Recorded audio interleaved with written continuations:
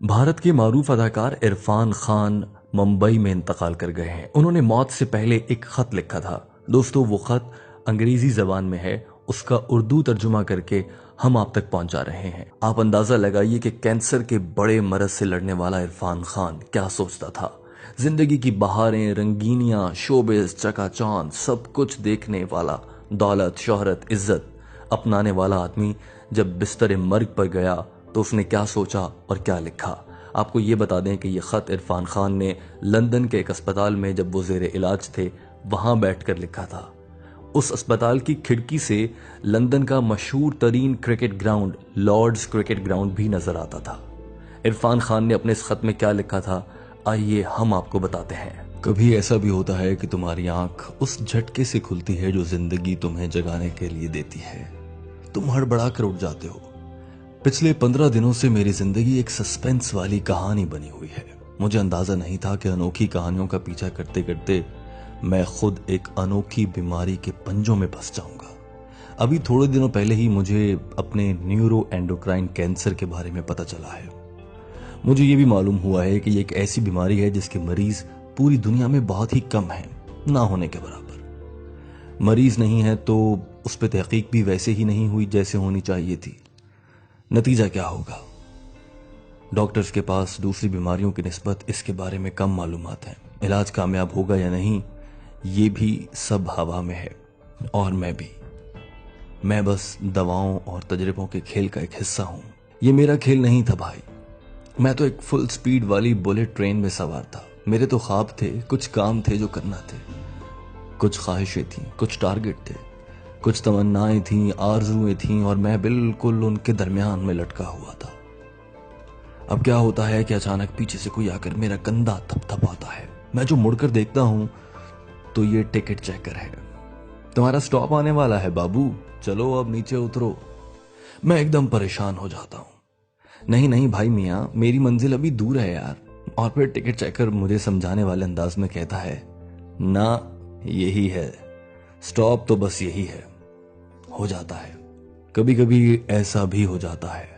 उस अचानकपन में फंसकर मुझे समझ आ गई कि हम सब किस तरह समंदर की बेरहम लहरों के ऊपर तैरते एक छोटे से लकड़ी के टुकड़े की तरह हैं। बेयकीनी की हर बड़ी लहर के आगे हम तो बस अपने छोटे से वजूद को संभालने में लगे रहते हैं। ना इससे कम ना इससे ज्यादा। हरा समंदर, गोपी चंदर, बोल मेरी मछली, कितना पानी, इतना पानी, तो बस पानी, बेरहम पानी। वक्त की मौजों के थपेड़ों में तैरती नामालूम हस्ती और पानी। इस मुसीबत में फंसने के बाद एक दिन जब मैं डरा सहमा हुआ अस्पताल जा रहा था तो मैंने अपने बेटे से यूं ही बड़बड़ाते हुए कहा, मुझे इस वक्त अपने आप से कुछ नहीं चाहिए। हाँ, बस इतना जरूर कि यार इस अजाब से मैं इस तरह ना गुजरूं जैसे अब इस वक्त गुजर रहा हूं। मुझे अपना सुकून, अपना इत्मीनान वापस चाहिए। ये जो डर, जो खौफ, जो परेशानियां मेरे कंधों पे चढ़ी बैठी हैं, मैं इन्हें उठा के फेंक देना चाहता हूं। मैं ऐसी काबिले रहम किस्म की हौनक हालत में अब मजीद नहीं रहना चाहता। इस बीमारी का शिकार होने के बाद मेरी वाहिद ख्वाहिश यही थी। और फिर अपनी तकलीफ की तरफ मेरा ध्यान चला गया। मतलब इतने अरसे से मैं बस अपनी तकलीफ झेल रहा था, बर्दाश्त कर रहा था, दर्द की शिद्दत का एहसास कर रहा था, लेकिन इस पूरी मुद्दत में कोई भी चीज उसे खत्म नहीं कर पा रही थी। कोई हमदर्दी, प्यार भरे बोल, कोई हिम्मत बंधाने वाली बात, कुछ भी नहीं। उस वक्त पता है कैसा लगता था, जैसे पूरी कायनात सिर्फ एक चीज का रूप धार चुकी है, दर्द, खौफनाक दर्द। वो दर्द जो हर चीज से बड़ा है। हर चीज से मायूस होकर थका हारा बेहाल जब मैं अस्पताल के अंदर दाखिल हो रहा था तो सामने की तरफ मेरी नजर पड़ी। ये लंदन का एक अस्पताल था। सामने लॉर्ड्स क्रिकेट ग्राउंड था। वो लॉर्ड्स जिसे देखना मेरे बचपन की सबसे बड़ी हसरत था। और अब उस तकलीफ के दौरान वहां लगा कि विवियन रिचर्ड का एक बड़ा सा हंसता हुआ पोस्टर भी मुझे अपनी तरफ खींच नहीं सका।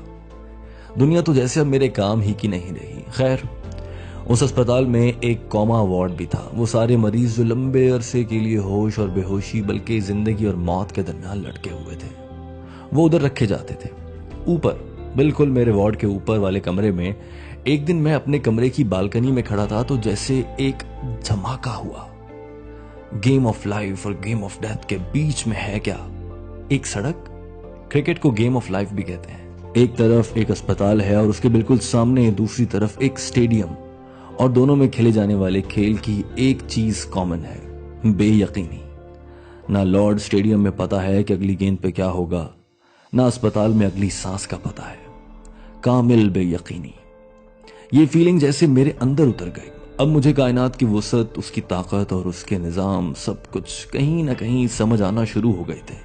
आखिर मेरा अस्पताल एक खेल के मैदान के सामने क्यों था, और सिर्फ मैंने ही इस बात को इतनी शिद्दत से क्यों महसूस किया। ये सब मुझे आपस में जुड़ा हुआ लगने लगा।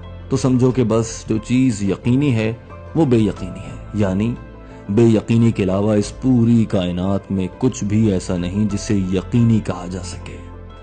अब जब सभी बेयकीनी के भाव में हैं, तो मैं क्या और मेरी बेयकीनी क्या। मुझे तो बस अपनी बाकी रह जाने वाली ताकत को संभालना है और अपने हिस्से का खेल अच्छे से खेलना है। That's it.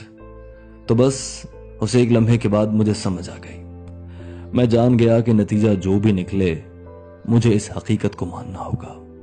उधर सब कुछ ऐसा ही है, चाहे मेरे पास 8 महीने बचे हैं, चाहे 2 माह, या बेशक 2 और साल, या बेशक 2 मजीद साल। सब कुछ एक तूफानी लहर में है। उसके बाद तमाम खदशे, तमाम डर, तमाम खौफ, परेशानियां, सब कुछ धुंधले होते गए और मेरा दिमाग इन सब से खाली हो गया। सारी उम्र में पहली बार तब मुझे अंदाजा हुआ कि आजादी का कोई मतलब वाकई में है। ऐसा लगता था जैसे मुझे कोई बड़ी कामयाबी मिली है, जैसे जिंदगी का जादू भरा जायका मुझे पहली बार चखने को मिला है, और ये सब मेरे जिस्म की एक एक पूर में उतर चुका था।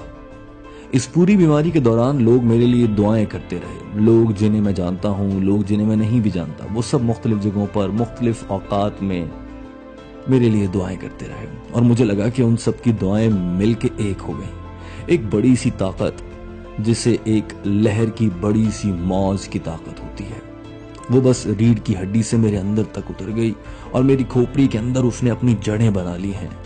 अब वो उधर उगती रहती है, कभी एक छोटा सा उम्मीद का पौधा, कभी एक पत्ता, कभी एक नर्म सा तना। मैं उसे देखता हूं और खुश होता रहता हूं।